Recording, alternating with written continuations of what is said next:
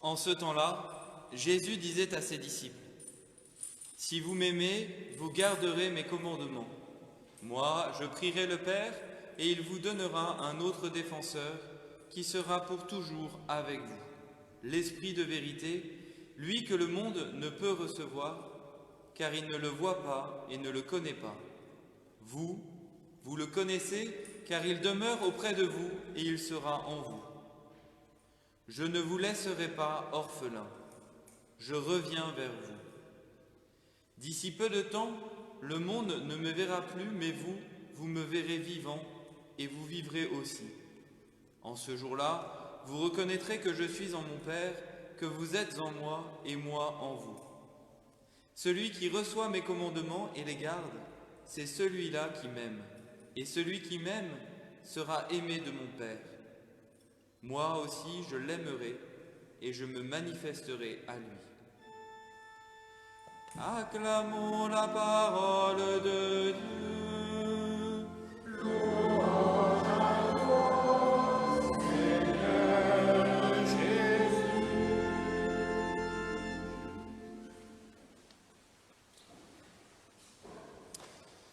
Chers frères et sœurs, nous voici déjà au 6e dimanche de Pâques. Et vous savez, tout ce temps pascal, c'est comme une seule et même journée où nous fêtons le cœur de notre foi, le triomphe du Christ sur la mort. Une seule et même journée, et j'aimerais qu'aujourd'hui nous puissions raviver la joie du dimanche de Pâques. Que nous puissions exulter, comme le Christ, les anges, la Vierge Marie et les premiers témoins, de la joie, de la victoire du ressuscité. Vraiment, une seule et même journée, où nous gardons au cœur cette joie ineffable de la victoire du Christ sur la mort. C'est notre victoire, c'est la victoire de Dieu dans l'humanité du Christ qui triomphe de la mort. Aujourd'hui, pour ce 6e dimanche de Pâques, l'Église, le Christ, propose à notre méditation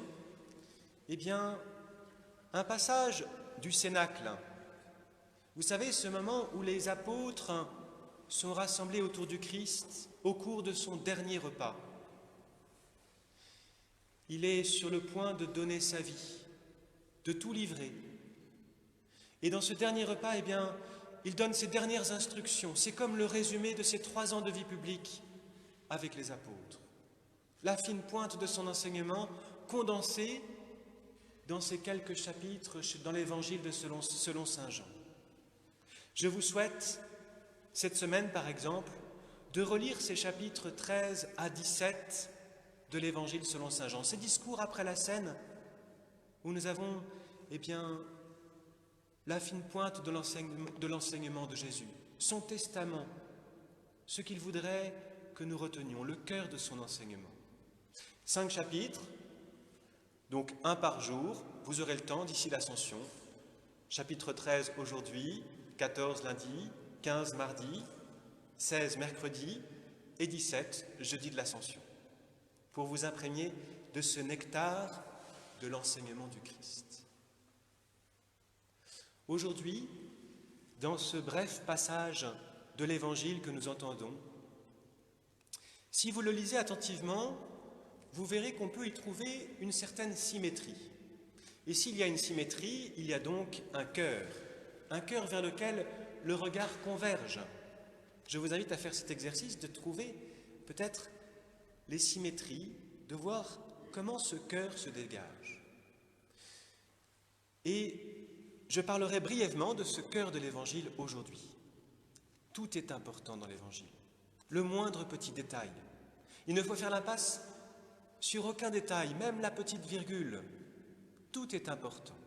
Mais s'il y a un cœur, c'est aussi pour que notre regard converge vers ce cœur. Et ce cœur, c'est cette phrase de Jésus, « Je ne vous laisserai pas orphelins, je reviens vers vous. » Je ne vous laisserai pas orphelins, je reviens vers vous. Qu'est-ce que c'est qu'un orphelin ? Nous le savons bien, c'est celui qui a perdu son père ou sa mère ou les deux. Le plus souvent, nous l'entendons pour un enfant qui a perdu ses parents. Mais nous savons qu'il est toujours trop tôt pour perdre ses parents. À tout âge, on peut être orphelin. Nous voudrions retenir ceux que nous aimons le plus. La douleur souvent principale d'un orphelin, c'est la douleur commune de ceux qui ont perdu un être cher, la douleur de la séparation d'avec celui qu'on aime. Et cette séparation fait que nous ne pouvons plus avoir le même lien, la même relation, comme quand il était ici-bas avec nous, que nous pouvions le voir, l'entendre, le toucher. Il y a cette séparation douloureuse qui fait que nous redoutons la mort, soit pour nous-mêmes, soit que pour ceux que nous aimons. Mais un orphelin, il a une autre douleur, plus profonde encore plus profonde que cette douleur de la séparation. Cette douleur, c'est celle que celui qui lui a transmis la vie est mort. Celui qui m'a donné ce don si précieux, le don le plus précieux de la vie, eh bien n'a pas pu retenir la vie pour lui-même. Il a succombé, il a été vaincu par la mort. Jésus nous dit, « Je ne vous laisserai pas orphelins, je reviens vers vous. » Pour comprendre cela, pour comprendre cette phrase de Jésus, il faut entendre qu'en français, nous n'avons qu'un seul mot, le mot « vie », mais que cela recouvre deux réalités différentes. Il y a la vie d'abord biologique, que nous avons tous reçue de nos parents. Cette vie biologique, c'est la vie avec un petit v.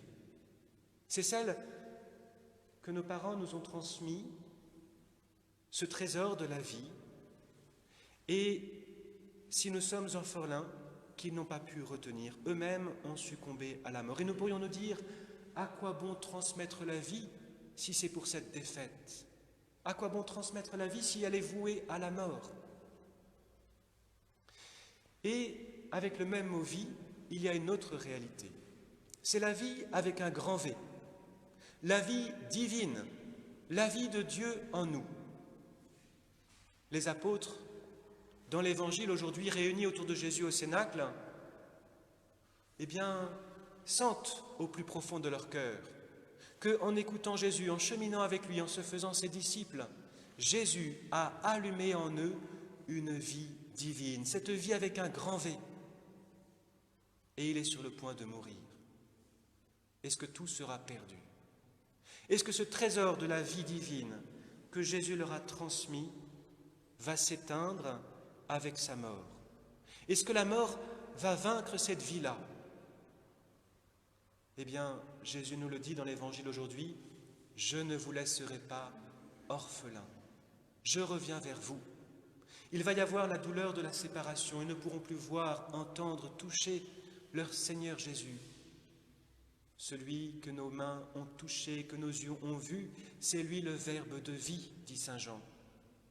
Ils vont être terrassés par cette douleur de la mort, de la séparation. Mais Jésus revient. Et il nous montre que par sa résurrection, cette vie divine qu'il a allumée en nous n'est pas terrassée. Vous le comprenez, mes frères? C'est une espérance inouïe. Le cercle qui ne cesse de tourner sur lui-même, de la vie, de la mort, où il n'y a aucune issue, eh bien, est débouché par cette vie éternelle, cette vie divine que Jésus allume en nous et qui n'est pas vaincue par la mort. Cette vie-là, quand nous la transmettons à ses enfants, à ses fidèles, eh bien, même avec la séparation, elle ne peut pas être éteinte. Nous demandons au Seigneur bien la grâce de prendre soin de cette vie divine. Comment Jésus a-t-il allumé cette vie divine dans le cœur des apôtres? Par sa parole. Déjà vous voici tous purs par la parole que je vous ai dite, dit Jésus au cours de son dernier repas, avant le lavement des pieds. Et nous entendons saint Pierre, au chapitre 6 de saint Jean, dire à Jésus, « Tu as les paroles de la vie éternelle. Vers qui irions-nous? Les paroles de la vie éternelle. » Mes frères, il faut prendre soin de cette vie-là. Tout simplement en nous mettant à l'écoute de la parole de Dieu. Par exemple, en relisant les chapitres 13 à 17 de l'Évangile selon saint Jean.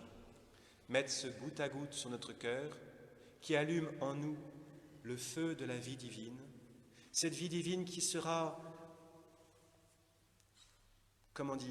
allumée comme avec incandescence dans un foyer ardent par les sacrements, cette vie divine que la mort ne peut pas vaincre. Dieu notre Père nous donne son Fils et par sa parole, il allume en nous cette vie divine. Pour qu'elle ne soit pas terrassée par la mort, nous ne pouvons pas être orphelins avec cette vie que Dieu a allumée en nous. Et comme saint Pierre nous y invite aujourd'hui, eh bien soyons toujours prêts à rendre compte de cette espérance invincible. Pour en rendre compte, il faut d'abord prendre soin de cette vie divine en nous, la rendre incandescente et brûlante, et être toujours prêt à témoigner de cela. Est-ce que votre témoignage est prêt pour témoigner de cette vie que Jésus a allumée en vous? Demandons cette grâce à Saint Pierre, aux apôtres, eux que Jésus a rejoints après sa résurrection. Il est revenu vers eux. Demandons cette grâce aux apôtres de sentir cette vie divine en nous, d'être toujours prêts à en rendre compte pour la transmettre. Amen.